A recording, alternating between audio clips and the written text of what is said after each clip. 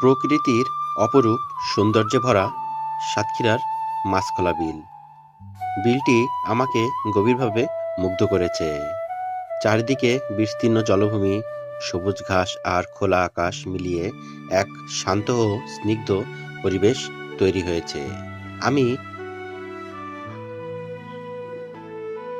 আমি হাঁটাহাঁটি করে পুরো বিলটি ঘুরে দেখি, যা ভ্রমণের আনন্দকে আরো বাড়িয়ে দেয়।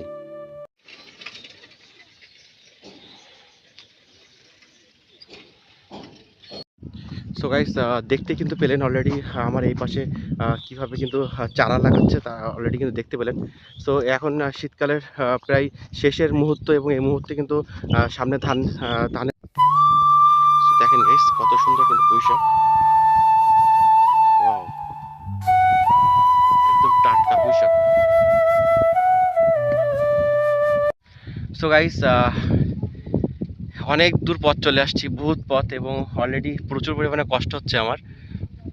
এবং এখন কিন্তু শীতটা একটু কমে গেছে, যার কারণে কিন্তু অলরেডি একটু রোদ বেরোলেই কিন্তু গরম পড়তেছে। অলরেডি আমি কিন্তু ঘেমে গেছি অলরেডি। আমার দেখে বুঝতে পারতেছেন আপনারা যে অলরেডি আমি ঘেমে গেছি। এবং অলরেডি এতক্ষণ পর্যন্ত কিন্তু আপনাদের মাছখোলা বিলটা কিন্তু রিভিউ দিতে দিতে আসছি।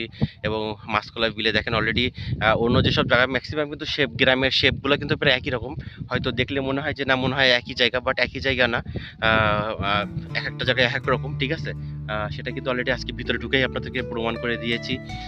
অলরেডি কিন্তু এর আগে যেখানে আমি গিয়েছিলাম ওইখানে কিন্তু প্রচুর পরিমাণে টমেটো চাষ দেখতে পাচ্ছেন, দুই পাশে কীভাবে টমেটো চাষ করছে।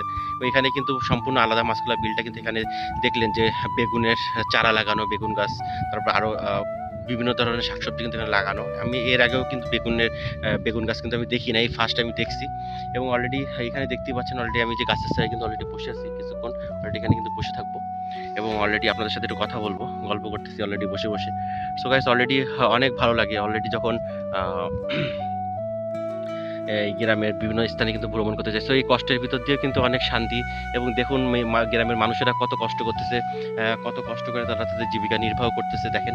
এবং ওই পাশে দেখেন মানুষরা কিন্তু অলরেডি যে ওই যে আমার ওই পাশে দেখতেই পাচ্ছেন, ওখানে কিন্তু অলরেডি তারা স্যালো মেশিন নষ্ট হয়ে গেছে, তো স্যালো মেশিন ঠিক করতেছে। কেউ আবার গাছের চারা লাগাচ্ছে। হ্যাঁ, ওই যে আমার এই পাশে দেখতে পাচ্ছেন, ওইখানে কিন্তু অলরেডি গাছের চারা লাগাচ্ছে একটা চাচা এই রোদ্রের ভিতরে। সো তার কষ্ট দেখলে আমার কষ্ট কিছুই না। সো গ্রামের মানুষরা কিন্তু প্রচুর পরিমাণে পরিশ্রম করতে পারে। হ্যাঁ, প্রচুর পরিমাণে পরিশ্রম করতে পারে গ্রামের মানুষেরা।